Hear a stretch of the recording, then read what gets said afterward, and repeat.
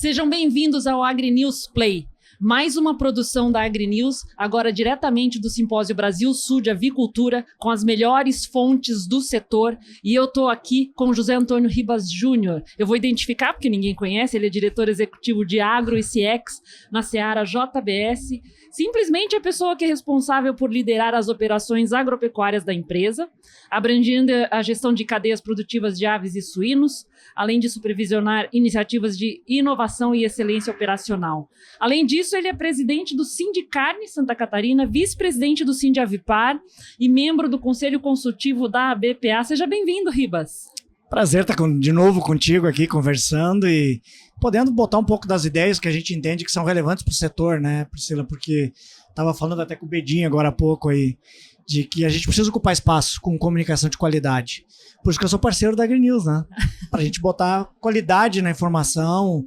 E não estou dizendo que eu gero qualidade de informação, mas a gente aprende muito com muita gente que a gente ouviu e a gente vai discutindo e vai tentando fazer disso aí vai somando alguma coisa em cima para a gente ir produzindo cada vez mais conhecimento de um setor que já mostrou a sua competência através dos resultados que a gente vem alcançando, mas que a gente ainda precisa conquistar o coração das pessoas, né? Exatamente. Ribas, esse aqui é o lugar ideal para a gente montar uma estrutura para produzir conteúdo de qualidade, porque aqui tá quem faz e quem resolve, e é isso que nós vamos falar agora. Estou muito contente de te receber aqui, porque a gente teve contato recentemente com os resultados da JBS, e o que se destaca para nós enquanto uma mídia de aves, suínos, nutrição animal, são os resultados da Seara. A Seara virou o motor da JBS em 2024. Internamente, isso muda o lugar da Seara dentro do grupo, e para você que lidera a operação agro, muda o peso da sua tomada de decisão? Muda bastante o peso. A gente vem de um ano 22, de um ano 23 muito difíceis, onde o agro foi parte do problema da companhia. A gente muda o modelo de gestão, a gente muda o conceito, a gente muda muita coisa nesse período. O agro não é uma área que dê resposta rápida, tem ciclos longos envolvidos, tem movimento, é muita coisa envolvida. Nós temos 10 mil produtores integrados, nós temos mais de 1.500 parceiros transportadores, nós temos uma série de interlocuções que acontecem ao longo dessa cadeia, e uma cadeia muito extensa. Então, quando a gente sai de um ano 24, onde a gente entrega um grande resultado para a companhia e onde o agro foi parte contribuinte relevante desse resultado, é óbvio que a gente fica muito feliz, entende que que o trabalho começa a dar resultado, eu tenho uma frase que eu aprendi com um grande professor que ele dizia que o plantio é uma escolha, a colheita é obrigatória. Eu acho que a gente está fazendo a colheita de um plantio muito bem feito, um plantio de muita coerência e de muito trabalho que começa a apresentar os resultados, né? Embora nem sempre isso seja tão matemático. Não significa que em 22, 23 a gente não trabalhou muito, mas nem sempre a gente consegue colher aquilo que a gente plantou. Eventualmente a gente sofre intempéries no caminho que acabam prejudicando. Mas eu entendo que a gente está consistente nesse momento em termos de entrega. Em termos de entrega, é justamente sobre isso que eu quero falar. Qual foi a decisão mais difícil que você teve que tomar nos últimos 2 anos para manter esse nível de entrega, considerando que o agro precisa entregar cada vez mais com menos margem de erro? Sem dúvida nenhuma. Essa pergunta é bem relevante, né, Priscila? No final do dia, quando a gente está na liderança de uma área, a gente está falando de gente. Gente é o nosso principal motor, é o cerne, toda a nossa eficiência passa através das pessoas. Acho que a decisão mais difícil, o momento mais crítico, foi colocar as pessoas certas no lugar certo. Você conseguir ter esse entendimento de que alguns movimentos são necessários ser feitos para que as pessoas possam render o seu máximo, que elas possam entregar aquilo que ela tem de melhor na sua competência. Esse foi um grande desafio. E a gente tomou uma decisão no ano passado de fazer um movimento bem agressivo em toda a nossa gestão. Eu tenho um orgulho muito grande, e eu me orgulho muito do que eu vou falar agora, Priscila. Da minha equipe, dos que estão mais diretos ligados comigo, quem está menos tempo na jornada, trabalha comigo, está há 20 anos. Então existe uma confiança, existe uma cumplicidade, existe um propósito muito claro, existe uma relação de ganha-ganha. Eu sempre falo para muitos que estão em equipe que eu conheci eles eram extensionistas, estavam começando a carreira e hoje lideram áreas importantes, lideram orçamentos que são maior do que a maioria das empresas brasileiras. né? Na área que eles estão coordenando. Então, toda decisão que mexe com pessoas, ela é muito impactante, porque você tem que cuidar como essas relações ficam, como é que a química do grupo fica, né? E tem uma frase que o nosso presidente global fala, Tomazoni, que eu repito muito: você tem um bom contrato emocional. Você ter o olho no olho, você ter um combinado muito claro com a pessoa, o que eu quero de ti, o que você pode esperar de mim. Eu acho que a gente conseguiu fazer um bom contrato, a gente sai do ano 23 com muita dificuldade, fizemos esse combinado, fizemos esse contrato, acertamos os propósitos e fomos para a luta, fomos para o Gemba, que eu chamo, vamos para frente, para o front. E a gente conseguiu reverter resultados muito importantes, fechamos o 24 com muito sucesso, temos uma expectativa de continuar entregando em 25, porque ainda tem muita coisa a ser feita, mas o nosso setor, tem uma palavra que não cabe dentro do nosso setor, é tranquilidade, né? A gente tem sempre desafios gigantes e tudo ganha a proporção do tamanho do negócio. Então, acho que esse, para mim, passa por aí, Priscila, o grande desafio que a gente viveu, mas também passa por aí a grande satisfação da gente ter tomado decisões corretas. E quando a gente olha para a cadeia suinícola e de frango do Brasil, você acredita que exista alguma bala de prata que ainda falta para o país ganhar competitividade real e sustentável no longo prazo? Tem bala de prata. Assim, eu vou começar de trás para frente aqui. Tem muito do continuar fazendo bem feito. Tem muito de... Estava agora falando numa palestra do quanto a gente precisa continuar a busca incansável da eficiência. Performance é a coisa mais importante. Ou seja, não tem discurso verde que aguente caixa no vermelho, sabe? Não tem discurso de sustentabilidade que não passe por eficiência. Então a eficiência é, sem dúvida nenhuma, a eficiência em custo, a eficiência em performance, ela é, sem dúvida, a parte mais importante da cadeia. Mas nós temos alguns temas que são muito críticos, que se nós não resolvermos, nós podemos estar tornando as nossas vantagens comparativas ou deixando de tornar as nossas vantagens comparativas em vantagens competitivas. A gente está perdendo oportunidades de melhorar muito o nosso posicionamento de mercado. Vamos lá, de maneira muito simples. Nós temos uma questão logística no Brasil que é gravíssima. O Brasil está, pelo menos, 4 gerações atrasadas nos seus portos para receber os navios mais eficientes e maiores do mundo. Nenhum porto brasileiro consegue receber esses navios. E isso aumentaria muito a nossa eficiência.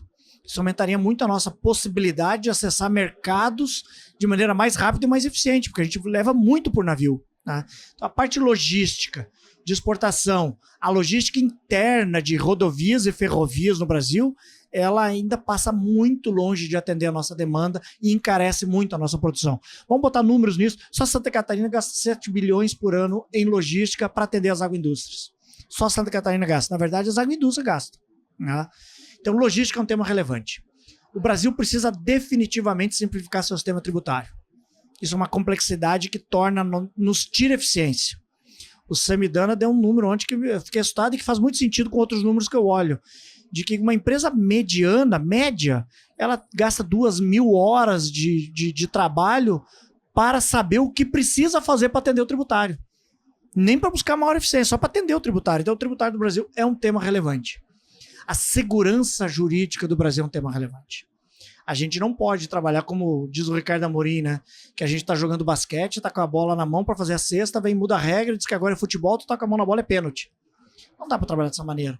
Não dá para você fazer um greenfield que vai levar 20 anos para amadurecer e as regras mudarem várias vezes durante esses 20 anos.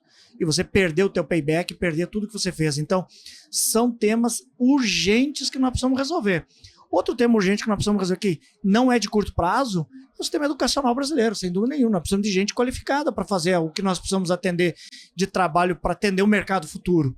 E eu sempre dou um número, a China tem um Brasil inteiro de profissionais fazendo graduação e pós-graduação. Tem mais de 200 milhões de chineses se capacitando em graduação e pós-graduação nesse momento, com qualidade de graduação e pós-graduação.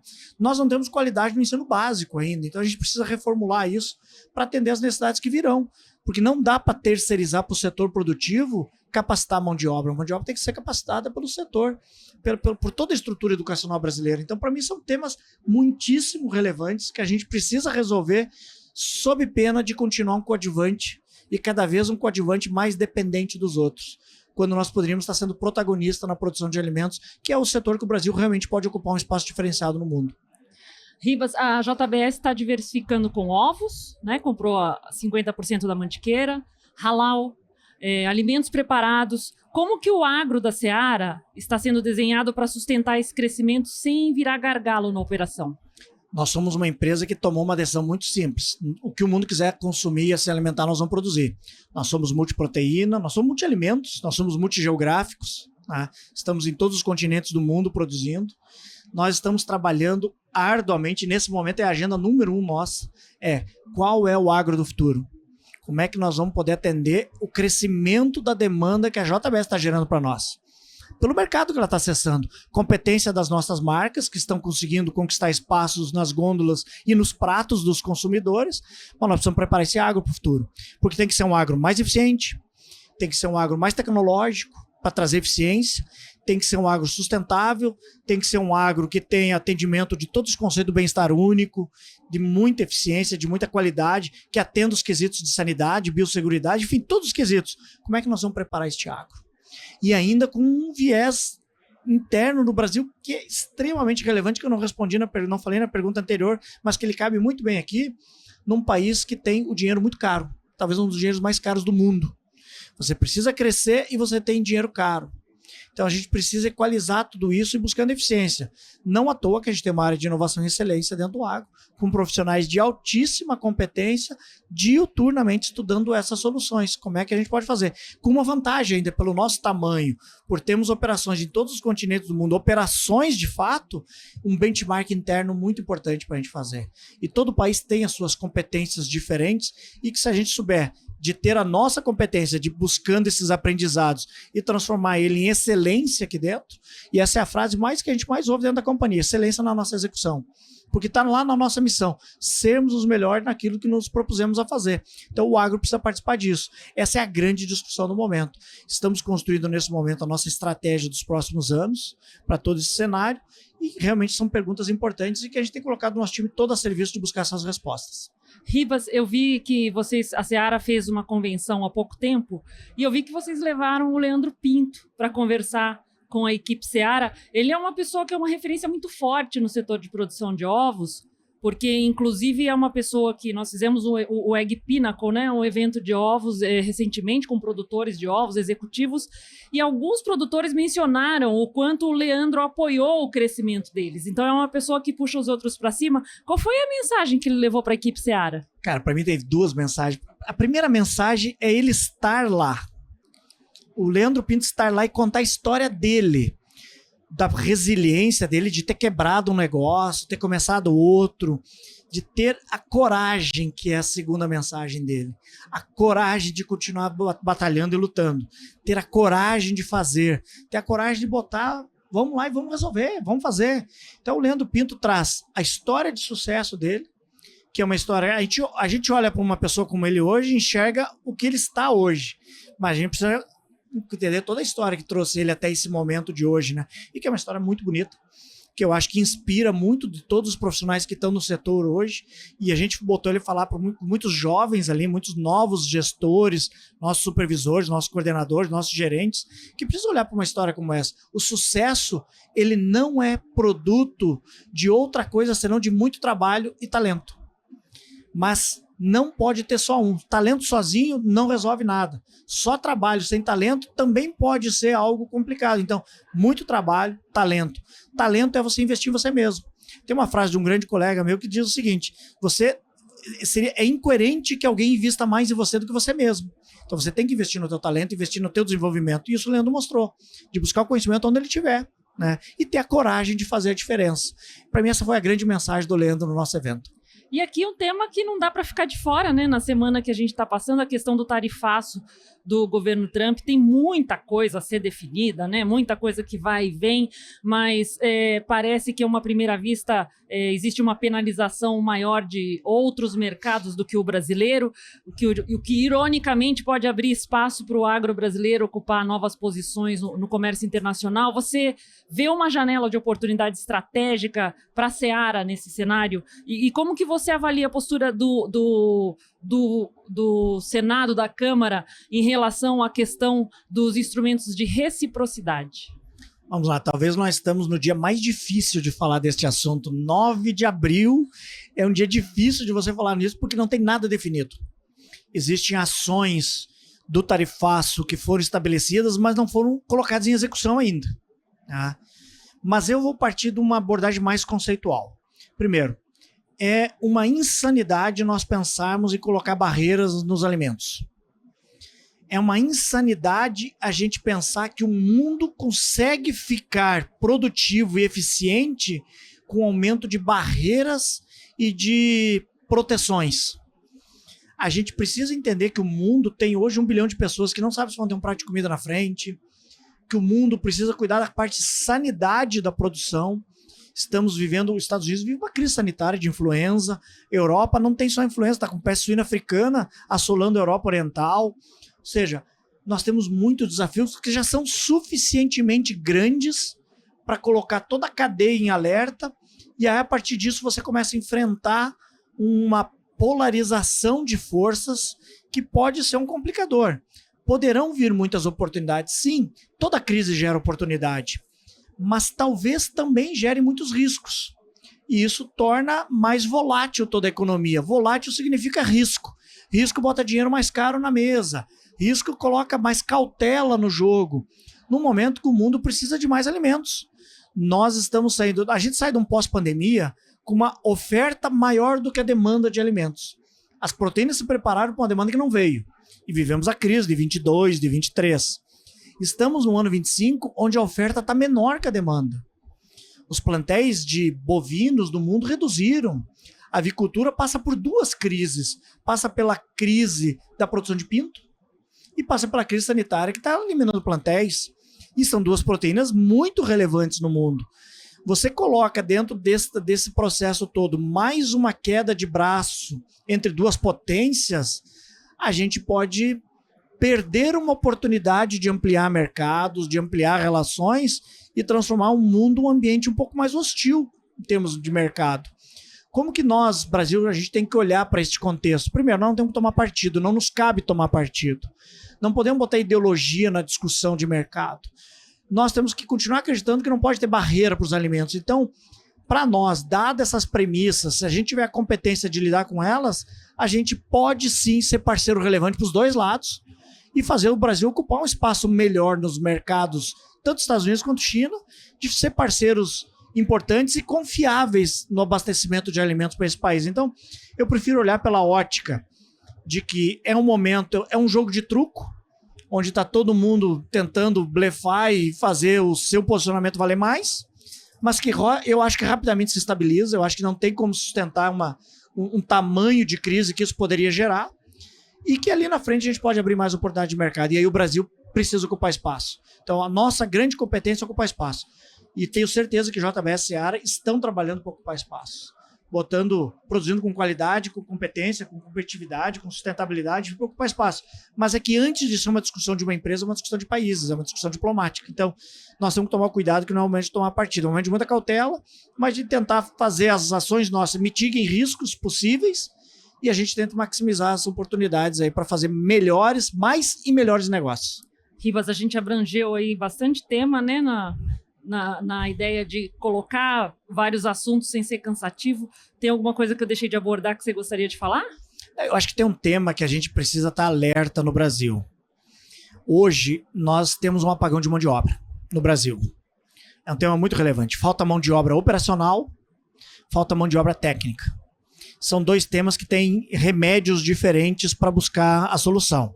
Mão de obra técnica, nós temos que buscar a qualificação dos nossos profissionais, cuidar da formação acadêmica para que seja mais qualificada e que disponibilize mais e melhores profissionais. A mão de obra operacional, nós precisamos repensar as estratégias de país.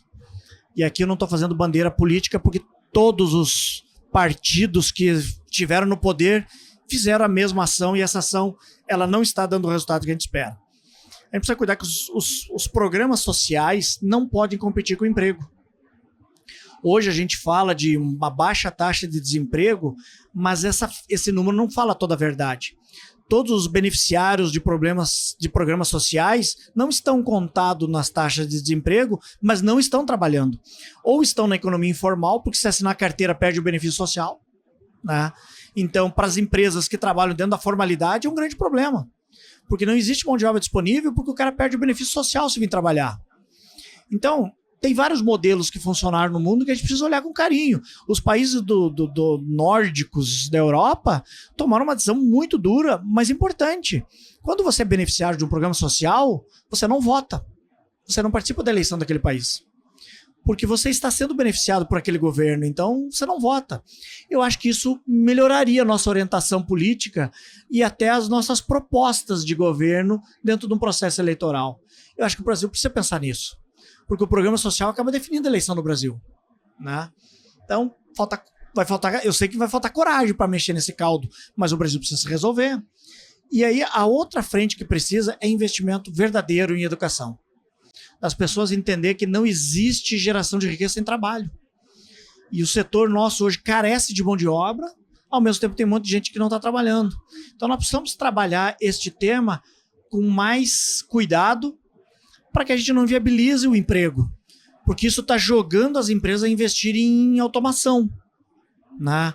Em soluções de automação, quando a gente poderia ir tendo com mais parcimônia nesse assunto e cuidar mais da geração de emprego. Então a gente tem que ter muito cuidado aí nesse assunto, porque ele é um assunto relevante para todo o setor. Nós temos um momento muito crítico no Brasil de que a gente muitas vezes está limitado no crescimento por falta de mão de obra. Em cidades que, se você for olhar na periferia, tem muita gente que não está trabalhando. Então a gente precisa reeducar as pessoas para o trabalho, né? Com muito cuidado, com muita seriedade nisso, e também trabalhar os programas sociais de uma forma a eles serem includentes da mão de obra no trabalho, e não excludentes, como eles estão sendo hoje. Então, para mim, isso é um tema também relevante, Priscila. Ribas, é sempre bom conversar com você. Obrigada por atender o nosso pedido de vir aqui fazer esse bate-papo. Pessoal, não esquece de se inscrever no canal para acompanhar as melhores notícias do setor.